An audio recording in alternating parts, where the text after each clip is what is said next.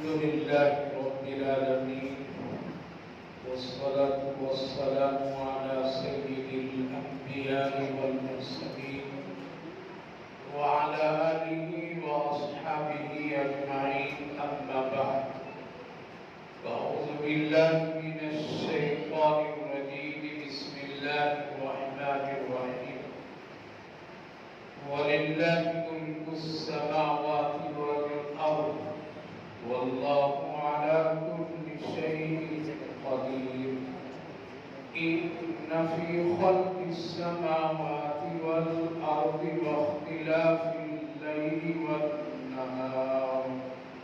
والنهار لآيات لأولي الألباب الذين يذكرون الله قياما وقعودا وعلى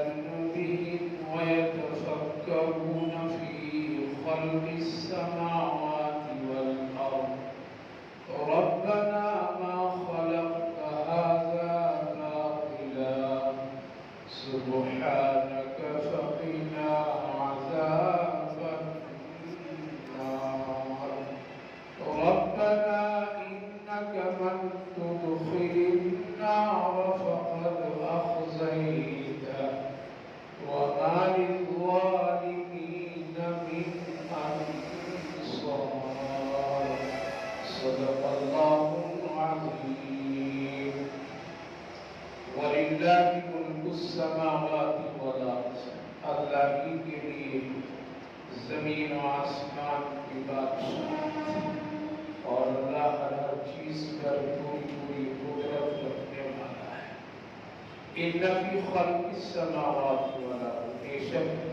اللہ تعالیٰ نے زمین اور آسمان کو پیدا کیا اور رات اور دن میں اختلاف رکھا ہے لآیات لأولی الألباب اور یہ نشانیاں ہیں عقل والوں کے لیے عقل والے کون الذین یذکرون اللہ جو لوگ اللہ کو یاد کرتے ہیں کھڑے کھڑے اور بیٹھے بیٹھے وعلی جنوبہم پہلو کا پہلو وَيَتَفَكَّرُونَ فِي خَلْقِ السَّمَاوَاتِ وَالْأَرْضِ اور وہ غور و فکر اور تدبر کرتے ہیں زمین و آسمان کی پیدائش میں اور پھر وہ لوگ کہتے ہیں ربنا ما خلقت کہ ہمارے رب نے جو کچھ پیدا کیا ہے اس میں کوئی بھی بیکار اور باطل نہیں ہے سبحانک پاک ہے اللہ کی ذات اے اللہ ہم کو جہنم کی آگ سے بچا دیجیے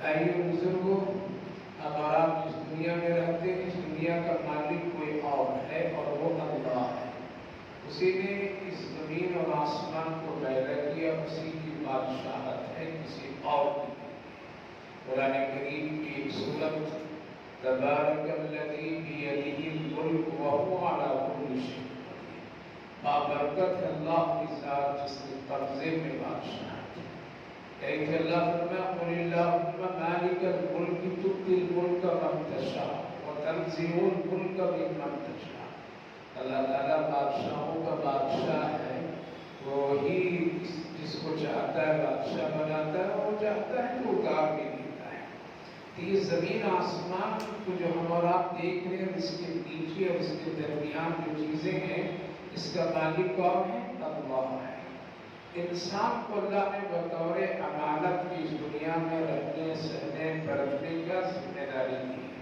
اور یہ ہم سب کے پاس جو کچھ بھی ہے وہ ایک بطور امانت ہے اس سے زیادہ ہماری اور آپ کی اس میں ملکیت نہیں ہے اگر ہوتی تو پھر کرنے کے بعد بھی کوئی دعویٰ کرتا لیکن کوئی نہیں کرتا ہے اس کو پتہ بھی نہیں چلتا کہ ہمارے بعد ہماری جائیداد ہمارے گھر ہمارے مکان میں کون آ گیا ہے اس کو خبر بھی نہیں ہے پتہ چلا ملکیت دنیا کی بدلتی رہتی ہے آج اس کے پاس کل بچوں کے پاس بچوں کے پھر بچوں کے پاس تو یہ سلسلہ ترتیب ہے کوئی مالک نہیں ہے ہم اور آپ عارضی امانت اگر ہمیشہ کی چیز ہوتی تو پھر آدمی اس کو ساتھ لے جاتا تو اللہ تعالیٰ نے فرمایا کہ بادشاہ تو میں ہوں میری ملکیت ہے اور ہم پھر جس طرح سے چاہتے اس میں تصرف کرتے ہیں، اور ہم کو اس زمین اور آسمان کی بادشاہت پر پوری اختیار ہے۔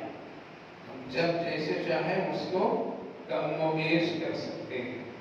اگلی آیت میں اللہ تعالیٰ فرمایا کہ پھر غور کرو میری بادشاہت پر تھوڑی سی، کہ زمین آسمان کو ہم نے پیدا کیا اور ایک موٹی مثال اللہ تعالیٰ دے رہا ہے، 3 اوقات۔ ہر ایک آدمی اس کو سمجھ سکتا ہے، اس کے سمجھنے میں کوئی پریشانی ہے؟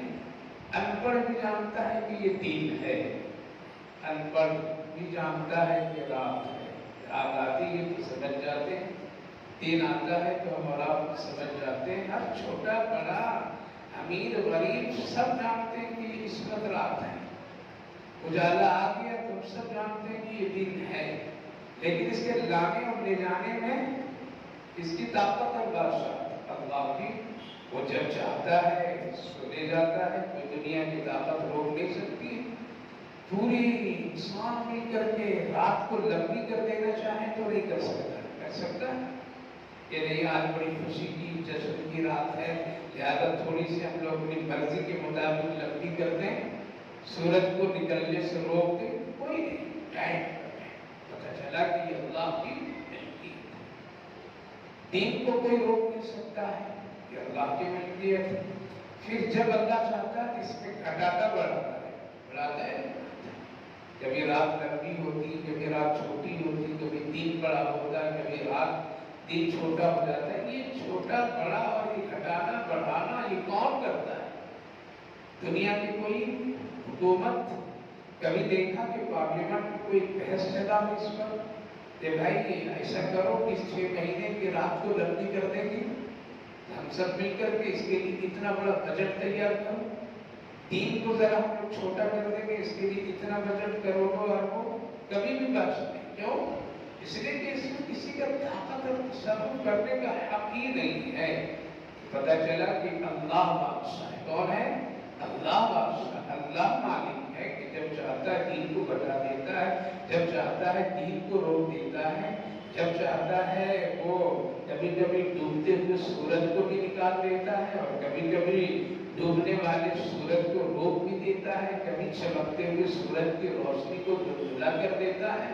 یہ اللہ کی طاقت ہے، یہی تو اللہ کی پہچان ہے، یہی تو اللہ کی قدرت اور شان ہے کہ جب چاہا جیسا چاہا اللہ کر دیتا ہے۔ ہاں اللہ کی شان، اللہ کے سوا کوئی نہیں کر سکتا ہے۔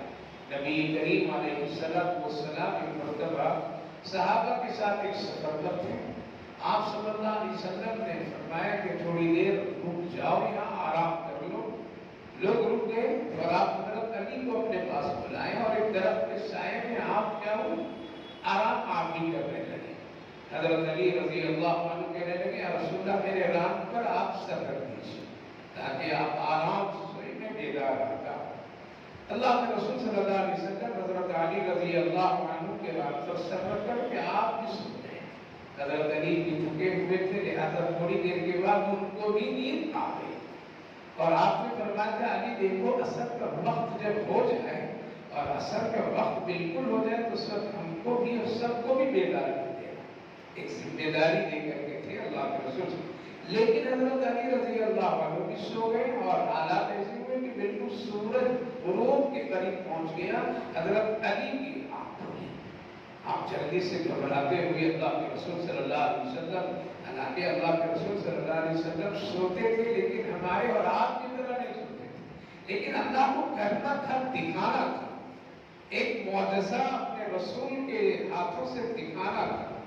تو کبھی کبھی ایسا ہوتا ہے وہ ایسا بھی کرتا ہے نہ تھا، لہذا حضرت علی رونے لگے یا رسول اللہ میری وجہ سے سب کی عصر کی نماز قضا ہو رہی ہے، اصل وقت چلا گیا، سورج غروب ہونے کے قریب ہو گیا ہے، اللہ کے رسول میں کتنا بڑا گنہگار ہو گیا کہ میری وجہ سے لوگوں کے لیے آپ صلی اللہ علیہ وسلم فرمایا رو نہیں، میں دعا کرتا ہوں اللہ سے عصر کا صحیح اور اصلی وقت ہمارے تمہارے لیے گئے۔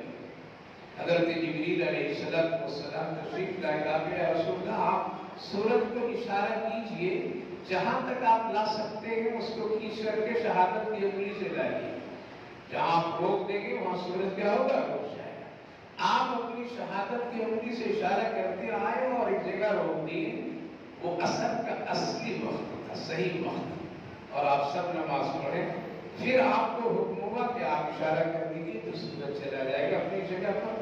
یہ کیا ہے؟ یہ نبی کے ہاتھ سے معجزہ ہے۔ تو کہے گا کہ ایسا کیوں ہو سکتا ہے؟ ہو سکتا ہے جس پیغمبر اعظم صلی اللہ علیہ وسلم کے شہادت کی انگلی کے اشارے سے چاند کا ٹکڑا ہو سکتا ہے، تو یہ بھی اللہ کرا سکتا ہے۔ لیکن اب یہ کرنا یہاں ہے کہ اللہ جب جیسے چاہے ان تمام چیزوں میں تصرف کر سکتا ہے۔ کیا ہے؟ تصرف کر سکتا ہے، کیوں؟ وہ مالک ہے، ساری چیزوں کو اسی نے پیدا کیا ہے۔ تو اللہ تعالیٰ میں بادشاہت اور میری طاقت دیکھو کہ میں رات کو کبھی بڑی کبھی چھوٹی کر دیتا ہوں، کبھی دن کو بڑا کبھی دن کو چھوٹا کر دیتا ہوں، چلتے ہوئے سورج کو بھی روک سکتا ہوں، اس کی روشنی کو دھندلا کر دیتا ہوں، سورج کے گھنٹے بھی لگ جاتے ہیں۔ تو اللہ تعالیٰ فرماتا ہے ان فی خلق السماوات والارض واختلاف اللیل والنہار، دن اور رات میں ہم نے گھٹنے بڑھنے کی صلاحیت اور اختلاف کی کیفیت اس میں رکھا ہے۔ اس پر جب تم غور کرو گے تو اللہ نظر آئے گا۔ کون نظر آئے گا؟ یہ کوئی انسان نہیں کر رہا ہے بلکہ کون کر رہا ہے؟ اللہ کر رہا ہے۔ یہ سمجھنا اور اس طرح کی باتوں کو سمجھنا آسان کس کے لیے ہے؟ عقل والوں کے لیے، جس کے پاس دماغ ہے، جس سوچ ہے، جس کو کچھ اللہ رب العالمین کی پہچان اپنے اندر اور صلاحیت ہے۔ قل الالباب، اب اللہ آگے فرمایا عقل والے کون ہیں؟ کیا سب لوگ عقل والے ہیں؟ کچھ عقل والوں کی پہچان، دنیا والے عقل والوں کے ایک معیار کہتے ہیں، یہ فلاں چیز پڑھ لیا بڑا دانشمند، یہ پڑھ لیا سائنسداں، یہ پڑھ لیا تو ڈاکٹر، یہ سبجیکٹ پڑھ لیا تو فلاں، یہ بڑا عقل مند ہے۔ لیکن اللہ کیا کہنا ہے؟ اللہ فرمایا عقل مند وہ آدمی ہے جو اللہ کو پہچانتا ہو۔ کیا ہے؟ اب آج دنیا میں خوب پڑھ لکھ لے لوگ اور پھر اللہ کو نہ پہچانے، اپنے پیدا کرنے والے رب کو نہ جانے، تو وہ بیوقوف آدمی ہے۔ اس کو نہیں کہہ سکتے کہ عقل والا وہ ہے۔ عقل والا وہ ہوگا جو اپنے مالک کو پہچانے گا۔ وہ اولاد، وہ بیٹا، وہ بیٹی بہت اچھے ہیں جو اپنے ماں باپ کو پہچانتے ہیں، اور اگر پڑھ لکھ کر کے اپنے ماں باپ کو بھی نہ پہچانے تو کیا کہیں گے؟ یہ تو جاہل ہے۔ اسی طرح سے جو اللہ کو نہ پہچانے، جس نے پیدا کیا ہے اور دماغ دیا ہے، سارا سسٹم دیا ہے، اور اگر اسی کو نہ پہچان کرے تو پھر کیا کہا جائے گا؟ یہ بیوقوف ہے۔ تو اللہ تعالیٰ فرمائے عقل مند وہ الذین یذکرون اللہ، جو اللہ کو یاد کرتا ہے، اللہ کے ذکر کیا کرتا ہے۔ ذکر کیا ہے؟ ذکر صرف اس کا نام نہیں کہ تسبیح لے کر کے پڑھتے رہنا سبحان اللہ سبحان اللہ۔ ذکر کا مطلب یہ ہے کہ اللہ کی نعمت میں غور و فکر کرنا، غور و فکر کرنا۔ ذکر کی قسموں میں ایک قسم یہ ہے، یہ کس نے بنایا؟ اللہ نے بنایا۔ یہ بھی ذکر ہو گیا، یہ کتنا اچھا بنایا، کس نے بنایا؟ اللہ نے بنایا۔ یہی تو ذکر ہے، اللہ کو یاد کر رہا ہے۔ یہ چیز کتنی خوبصورت ہے، کتنی میٹھی ہے، کتنا ذائقے دار ہے، کس نے بنایا؟ اللہ نے۔ یذکرون، اللہ کی نعمت میں اللہ کو تلاش کرنا، اللہ کی نعمت کو کھا پی کر کے اللہ کا شکر ادا کرنا، یہ کیا ہے؟ یہ ذکر ہے۔ حضرت شیخ الاسلام حضرت مولانا حسین احمد مدنی علیہ الرحمہ، جو بڑے بزرگ عالم دین ہم سب کے بڑے گزرے ہیں، کہتے ہیں اللہ کے ذکر کیوں سمجھو؟ الذین یذکرون اللہ، اس طرح سمجھو جیسے مثال کے طور پر میں ہم لوگ چائے پیتے ہیں، چائے، اب اس میں تھوڑی سی غور کیجیے کہ اس چائے میں پانی ہے، پانی کس نے بنایا؟ ہو گیا نا ذکر۔ اس پانی میں دودھ ہے، دودھ کس نے بنایا؟ کیسے بنایا؟ اور فکر، دودھ کیسے بنا؟ اسی لیے حضرت امام شافعی علیہ الرحمہ اتنے بڑے فقیہ تھے، ان سے پوچھا کہ آپ اللہ کو ایک کیسے جانا؟ تو یہ نہیں کہا کہ قرآن پڑھے تب جانے، حدیث پڑھے تب جانے، فقہ پڑھے تب جانے، بلکہ کیا جواب دیا؟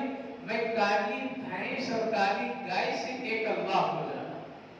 ارے اس سے کیسے کہا کہ اس لیے جانا اس سے کہ بھینس کالی ہے، گائے کالی ہے، لیکن اس کے پیٹ میں اتنی غلاظت اور زندگیاں رہنے کے باوجود اللہ سفید رنگ کا دودھ نکالتا ہے، اس میں پیشاب نہیں ملتا، خون نہیں ملتا، گوبر نہیں ملتے ہیں، اتنا فریش فلٹر کر کے طاقتور چیز اللہ نکالتا ہے کہ حق تو یہ ہونا چاہیے گائے کالی تو دودھ بھی کالا، بھینس کالی تو دودھ بھی کالا، لیکن سفید آ رہا ہے۔ پتہ چلا کہ ایک اللہ ہے جو اتنے ساری چیزوں کے باوجود بھی وہ اتنا صاف و شفاف نکال دیتا ہے۔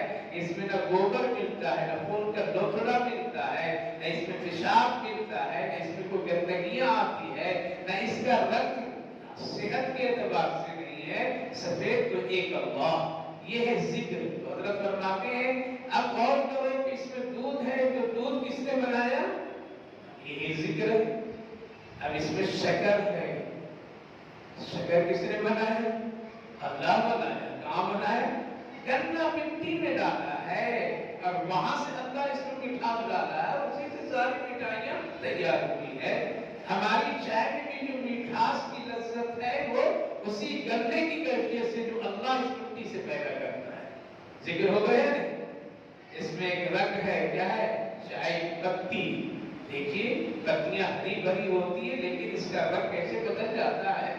یہ ذائقہ، یہ لطیف اور یہ مزے کی چیزوں کو بدلنا اور اس طرح کے حالات یہ کون کرتا ہے؟ اللہ کرتا ہے، اللہ کرتا ہے۔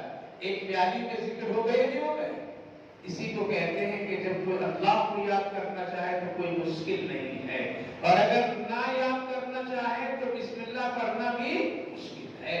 تو اللہ تعالیٰ فرماتا ہے الذین یذکرون اللہ، جو لوگ اللہ کا ذکر کرتے ہیں۔ اس لیے اللہ سے تعلق پیدا کرنے کے لیے ذکر بہت ضروری ہے، اور ذکر یہی ہے کبھی تسبیح کے داموں پر، کبھی اچھی چیزیں کھا کر کے شکر، کبھی اچھی چیزوں کو دیکھ کر کے اپنے اللہ کی بڑائی، کبھی اللہ کا شکر اپنی ذات پر دیکھ کر کے غور و فکر کر کے اللہ کا شکر۔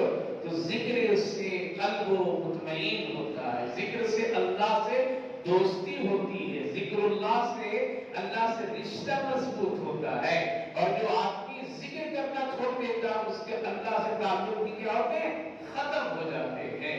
لہذا جس کا دل مردہ ہو جاتا ہے تو ذکر کرنا مشکل ہو جاتا ہے۔ جس کا دل زندہ کے مطلب جس کے دل میں اللہ کی محبت اور ایمان ہے تو وہ ذکر کر لیتا ہے۔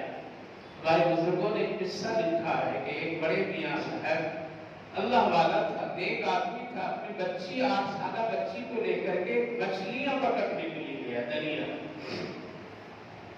چلتے چلتے بیٹی نے پوچھا ابا یہ مچھلیاں آپ کی جال میں کیسے پھنس جاتی ہیں؟ آپ کے آپ جال ڈالتے ہیں، مچھلیاں سب آ کے پھنس جاتی ہیں آپ کے جال میں؟ تو انہوں نے کہا کہ وہ مچھلیاں پھنستی ہیں جو مچھلی اللہ کے ذکر سے پانی میں غافل ہو جاتی، اللہ مچھلی پکڑنے والے کے جال میں اللہ پھنسا دیتا ہے۔ لہذا وہ مچھلیاں ابھی جو ذکر اللہ سے غافل ہوتی پانی، بچی آشنا سن لی، آپ گیا جال ڈالا، مچھلیاں نکالا، کس کو رکھنے کے لیے؟ اپنی بیٹی کو رکھنے کے لیے۔ بیٹی کیا کی؟ ساری مچھلیاں لیتی تھی اور پانی میں۔ ایک وقت گزرا تو باپ نے سمجھا، والد نے سمجھا کہ اچھی خاصی مچھلیاں میں پکڑ کر کے بیٹی کو رکھنے کے لیے دے دیا، اب چلو ہو گیا۔ اس نے کہا کہ چلو بیٹا اب چلو، مچھلیاں بہت ہو گئی۔ کہاں ہیں مچھلیاں؟ کہا کہ ایک بھی مچھلی میں نہیں رکھتی، سب پانی میں چھوڑ دیا۔ آپ دیتے گئے میں چھوڑتے گئے، اب آپ ہوتے تو بیٹی کو ہی ڈال دیتے پانی میں۔ اتنی محنت کیا، اتنی مشقت کیا مچھلیاں پکڑنا، اور پھر تم اس نے شرارت۔ آج تو صرف بچے اگر باپ کے موبائل کو اس کے تکیے کے پاس سے اگر ہٹا دیتے ہیں تو باپ چیخ مارتا، کہاں چلا گیا میرا موبائل، کیا کیا کر دیا؟ باپ سنجیدگی سے پوچھا اسے کیوں بیٹی کیوں ایسا کی؟ تاکہ ابا آپ نے کہا تھا ناطق میں کہ وہ مچھلیاں جال میں پھنستی ہیں جو ذکر اللہ سے غافل ہو جاتی ہیں، کیوں؟ لہذا میں یہ نہیں چاہی کہ جو مچھلی اللہ کے ذکر سے غافل ہو گئی اس کو اگر میں کھاؤں تو کہیں ہم لوگ بھی اللہ کے ذکر سے غافل نہ ہو جائیں۔ اس لیے ایسی مردہ مچھلی ہم کھانا پسند نہیں کرتے جس سے ذکر سے غافل ہو جائے۔ شک ہے کہ غافل، وہ غافل تو ہم بھی غافل۔ ہم لوگ اتنے خیال رکھتے ہیں، کھانا پینا ہمارا رات کو کیسا خوب اچھی طرح جانتے ہیں، خوب اچھی طرح جانتے ہیں۔ حرام کھانے کے کیا اثر مشتبہ کھانے کا کیا اثر ہے، غلط کھانے کا اثر کیا ہے۔ آج جو نماز پڑھنا، قرآن سننا مشکل نظر آتا ہے، اچھے کام کرنا مشکل نظر آتا ہے، وہ انہی حالات کی وجہ سے۔ ہمارا کھانا پینا اچھا نہیں، ہماری صحبت اور دوستیاں اچھی نہیں، ہمارا اٹھنا بیٹھنا اچھا نہیں، ہمارا رہن سہن اچھا نہیں، شریعت اور سنت کے مطابق نہیں، اسی لیے اللہ خیر کے کاموں کو ہٹا دیا۔ آپ کو بہت ہی دماغ پر ایک بات لگی، وہاں بہتر میری بچی کا جب یہ خیال ہے تو ضرور یہ صحیح ہے، اس لیے کہا ٹھیک ہے چلو، اور دونوں باپ میں خالی خالی آئے۔ تو میرے بھائی بزرگوں، جب ذکر سے کوئی آدمی غافل ہو جاتا ہے، اللہ سے اس کا رشتہ ٹوٹ جاتا ہے، تو اللہ کبھی غیر کے حوالے کر دیتا ہے۔ آج جو پریشانیاں ہم لوگوں کے اوپر میں ہے، حکومت کی پریشانیاں، تجارت کی پریشانیاں، ظلم و ستم، وجہ کیا ہے؟ ہم نے اللہ سے ذکر کے ذریعے سے رشتہ توڑ دیا ہے۔ تو اللہ نے ہم کو کبھی مقدمے کے پھنسا دیا، کبھی اللہ تعالیٰ نے ہم لوگوں کو ظالم حکومتوں کے چکر میں ڈلوا دیا۔ چلو ہماری نہیں مانو گے تم تو مانو، ہم کو یاد نہیں کرو گے تم کی رٹ لگاؤ، ہمارے لیے تم کھڑے ہو کر کے قرآن نہیں سنو گے تو مقدمہ عدالت میں کھڑے ہو جاؤ، اگر تم یہاں نماز میں 10 منٹ نہیں کھڑے ہوگے تو چلو ہاسپٹل میں کھڑے ہو جاؤ۔ تو آج اللہ ہم کو غیر کے حوالے اس لیے کر دیا کہ ہم لوگ اللہ سے کٹ گئے، ذکر نہیں کیے۔ اللہ فرماتا ہے الذین یذکرون اللہ، عقل والا، دماغ والا صحیح انسان وہ ہے جو اللہ کا ذکر کرتا ہے، اللہ کی نعمتیں کافی کر کے۔ کیسے کرتا ہے؟ قیام، کھڑے کھڑے، دیکھا ہے کہ ماشاءاللہ میرے رب نے کیسا بنایا، کھڑے کھڑے، وہ بیٹھے بیٹھے کو بھی ذکر کر دیا، گھر میں بیوی بچوں کے ساتھ، دکان تجارت کہیں پر بیٹھے بیٹھے اللہ اللہ تسبیح پڑھ کر کے کہہ رہا ہے، سبحان اللہ کہہ رہا بیٹھے۔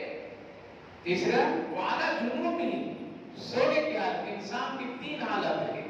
پہلی حالت یہ چاہے کھڑا رہے گا، دوسری حالت یہ ہے چاہے وہ بیٹھا ہوا ہوگا، تیسری حالت یہ چاہے وہ لیٹا ہوا ہوگا۔ لہذا یہ تینوں حالت میں اللہ کا ذکر کرتا ہے۔ جب اس کی طبیعت چاہتی ہے، چلتے چلتے اللہ اکبر، چلتے چلتے سبحان اللہ۔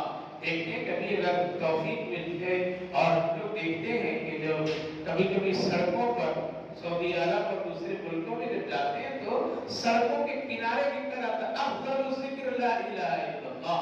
اب ایک آدمی بورڈ دیکھتا ہے تو فوراً لا الہ الا اللہ پڑھنا جاتا ہے۔ ذکر النبی، اللہ کے رسول کے ذکر کیجیے، یعنی درود شریف پڑھیے صلی اللہ علیہ وسلم۔ لہذا یہ لکھا ہوا جو جگہ جگہ ہے کہ کیا ہے؟ یاد دلا رہا ہے کہ تم اللہ کے ذکر سے جڑے ہوئے ہو۔ تو میرے بھائی بزرگ، انسان کے 3 حالت، کھڑے رہنا یا بیٹھے رہنا یا پھر کیا ہے لیٹے رہنا، تو تینوں حالتوں میں ذکر کرتے رہنا چاہیے انسان کو۔ یہ بہت بڑی چیز ہے، بڑی نعمت ہے، جس کو یہ نصیب ہو جائے وہ بڑا خوش نصیب ہے۔ ذکر کے لیے کوئی شرط نہیں، ذکر کے لیے کوئی شرط نہیں، یہی ایک ایسی عبادت ہے کسی نے کوئی ٹائم ٹیبل نہیں، جہاں چاہو، جب چاہو، جس وقت چاہو، جس حال میں بھی چاہو ذکر کرتے ہو۔ باقی عبادتوں کے لیے شرط ہے، نماز کے لیے شرط ہے کپڑا پاک ہونا، بدن پاک ہونا، جگہ پاک ہونا، فلاں ہونا، لیکن ذکر کے لیے کوئی پاک صاف بھی نہیں، ناپاکی کی حالت میں بھی آدمی ذکر کر سکتا ہے، پورے کپڑے بھی نہیں ہوتا بھی ذکر کر سکتا ہے۔ تو ذکر ایک ایسی چیز ہے، دعا ایک ایسی چیز ہے، ہر حال میں آدمی کر سکتا ہے، یہی ایک ایسی عبادت ہے، اس کے لیے کوئی شرط نہیں۔ یہ وضو ہے تب بھی کر سکتا ہے، وضو ہے تب بھی کر سکتا ہے، پاک ہے تب بھی کر سکتا ہے، ناپاک ہے تب بھی کر سکتا ہے، مسجد میں تب بھی کر سکتا ہے، بازار میں تب بھی کر سکتا ہے، یہاں تک کہ بیت الخلا جاتے جاتے بھی ذکر کرنے کا حکم ہے یا نہیں؟ پڑھتے ہیں اللہم انی اعوذ بک من الخبث والخبائث، یہ تو اے اللہ ہم آپ کی پناہ لیتے ہیں، یہ تو اللہ سے ذکر ہو گیا، اللہ کو یاد کیا، نکلا تب بھی بندہ کہتا ہے اللہ تیرا شکر ہے، یہ ہے ذکر۔ تو ذکر کا کوئی جگہ مقرر نہیں، کوئی حیت و کیفیت مقرر نہیں، جب جہاں جیسے چاہے آدمی اللہ اللہ کر سکتا ہے، اس سے اللہ سے رشتے بنتے ہیں۔ کسی نے پوچھا تھا صحابی نے، یا رسول اللہ ہم کو کیسے معلوم ہو کہ میرا اللہ مجھے یاد کر رہا ہے؟ نبی پاک علیہ السلام نے جواب دیا، جب تم زمین پر اللہ کو یاد کرو تو سمجھ لو رب بھی تجھے عرش پر یاد کرتا ہے، یہی ہے کنیکشن، یہی ہے نیٹ ورک، یہ ہے نیٹ ورک۔ لہذا ذکر ہمیشہ کرتے رہیے، صبح و شام کلمہ پڑھتے رہیے، درود شریف پڑھتے رہیے، اللہ اللہ کہتے رہیے، تذکیر فاطمی پڑھتے رہیے۔ عورتوں کے لیے بہت بڑی نعمت ہے جو اللہ کے رسول نے حضرت فاطمہ رضی اللہ عنہا کو دیا کہ یہ بیٹی پڑھتے رہو، اس میں تیرے لیے بڑی بھلائی ہے، دنیا کے لیے عافیت ہے۔ تو ہر حال میں سو رہا، اپنی آنکھ کھل گئی، الحمدللہ۔ اللہ کو بہت پسند ہے یہ بندہ سونے کی حالت میں تھوڑی دیر آنکھ کھلی تو کیا کہا؟ الحمدللہ۔ تو اللہ کو یاد کیجیے پہلو بپہلو۔ تو اللہ نے فرمایا کہ جو آدمی کھڑے کھڑے بیٹھے بیٹھے اللہ کا ذکر کرتا ہے اور پھر اللہ کی پیدا کی ہوئی چیز میں غور و فکر کرتا ہے، میرا اللہ بہت اچھا بنایا ہے، سبحان اللہ بہت اچھی چیز ہے، اور پھر وہ کہتا آخری میں اے میرے اللہ تو میرا بڑا ہے، لہذا مرنے کے بعد مجھے جہنم کی آگ سے بچا لیجیے۔ یہی تو ہے، جب جہنم کی آگ سے آدمی بچے گا کہاں جائے گا؟ جنت جائے گا، جنت۔ لہذا جہنم سے بچا جنت، اور جنت سے اگر نہیں ملا تو پھر کہاں جائے گا؟ جہنم۔ لہذا ہمیشہ جہنم سے بچنے کی دعا کرتے رہنا چاہیے، اور اللہ کی چیز چاہے وہ چھوٹی ہو یا بڑی ہو ہمیشہ کہیے میرا رب ٹھیک بنایا ہے، غلط نہیں بنایا ہے۔ ورنہ اپنی مرضی اور مزاج سے کہنا ایسا ہوتا تو بہت اچھا، یہ کیا ہوتا تو بہت اچھا، یہ ٹھیک نہیں کیا، یہ سب اللہ کی شان میں توہین ہے۔ کیا ہے؟ اللہ بڑی حکمت والا ہے، بہت صحیح بنایا ہے۔ بس بات ختم کرتا ہوں۔ ایک مسافر سفر کر رہا تھا، گرمی کا زمانہ تھا، لہذا تھوڑی دیر سستانے کے لیے ایک درخت کے نیچے وہ بیٹھا، پھر سوچا کہ ذرا لیٹ جاؤں، کمر سیدھی کر لو، لیٹ گیا۔ اوپر آپ نے خود دیکھا تو وہ درخت برگد درخت کہتے ہیں، وہ اس کا پھل بہت چھوٹا ہوتا ہے، درخت تو بہت بڑا ہوتا ہے لیکن پھل اس کا بہت چھوٹا ہوتا ہے، لیکن اس کا سایہ بہت ٹھنڈا ہوتا ہے۔ تو گواہ اور بزرگ لوگ کہتے ہیں کہ ایسی ہے قدرتی طور پر، اس کے سائے میں بیٹھیے تو قدرتی ٹھنڈک حاصل ہوتی ہے۔ تو آدمی لیٹا تو دیکھا کہ درخت اتنا بڑا اور پھل اتنا چھوٹا۔ اب خربوزہ کا درخت اتنا کمزور اور پھل اس کا کیا ہے؟ بڑا ہے۔ اس کا درخت چھوٹا، یہ درخت کے اعتبار سے اس کی شاخیں بہت کمزور، باریک لیکن پھل اس کا بڑا، درخت بڑا ہے لیکن پھل چھوٹا ہے۔ عقل کیا کہتی؟ درخت بڑا تو پھل بھی بڑا، درخت شاخ چھوٹی تو پھل بھی چھوٹا ہونا چاہیے، یہی تو ہے۔ لہذا آدمی نے شاید میرے اللہ سے ہم مسٹیک ہو گئے ہیں، تھوڑی سی حالت میں چپ ہو گئے، نعوذ باللہ۔ وہ جو خربوزہ تربوزہ تھا اس کو یہاں ہونا چاہیے تھا، درخت بڑا تو پھل بھی اس کا بڑا، اور یہ چھوٹا پھل اس میں ہونا چاہیے، صرف اس کی شاخیں چھوٹی۔ اس پر عقل لگا رہا ہے۔ آج ہم لوگ یہی عقل لگاتے نہیں، ایسا ہو جاتا بہت اچھا، جھوٹ بولنے کی اجازت مل جاتی تو کیا کما لیتا، فلاں ہو جاتا کیا ہو جاتا، یہ سب بنا دیتا تو کیا ہو جاتا۔ ہم لوگ اللہ کی ذات پر توہین کرتے ہیں، شان میں گستاخی کرتے ہیں۔ وہ کہہ رہا ہے درخت بڑا تو پھل بھی بڑا ہونا چاہیے، درخت چھوٹا شاخ چھوٹی تو پھل بھی چھوٹا ہونا چاہیے۔ لگ رہا ہے میرے اللہ سے یہاں ذرا سا نعوذ باللہ بھول ہو گئی، ایک ہوا چلی اور ایک پھل آ کر کے یہاں گرا، اٹھ کے بیٹھا تاکہ اللہ تیرا شکر ہے، اگر تربوزہ گر گیا ہوتا تو آج میرا حال کیا ہوتا۔ تو بڑی حکمت والا ہے، تو جانتا ہے کہ سائے درخت میں کوئی انسان بیٹھے گا، کوئی جانور بیٹھے گا، ٹھنڈی ہوا لینے کے لیے کوئی بیٹھے گا۔ اگر اتنا بڑا تربوزہ گر جائے تو آدمی کا سر ٹوٹے گا، ناک ٹوٹے گی، منہ پھٹے گا، تو نقصان ہے نقصان ہے۔ تو اللہ نے بڑی حکمت سے چھوٹا سا پھل لگایا تاکہ اگر گر جائے تو نہ سر پھٹے نہ ناک ٹوٹے۔ اللہ تو بہت حکمت والا ہے، تو جو کچھ پیدا کیا ہے کیا ہے؟ سب ٹھیک پیدا کیا ہے۔ یہ ہے اللہ کی شان، اس لیے جتنی بھی چیزیں ہیں وہ کیا ہے؟ صحیح ہے۔ اپنی عقل اس میں نہ لگائیے، اللہ کا ذکر کثرت سے کرتے رہیے، اسی میں ہماری رات کی کامیابی ہے اور اسی میں خیر ہے، اللہ سے دوستی ہے۔ اللہ آپ کو بھی ہم کو بھی عمل اور ذکر کرنے کی توفیق نصیب فرمائے۔ اللہم صلی علی سیدنا نبینا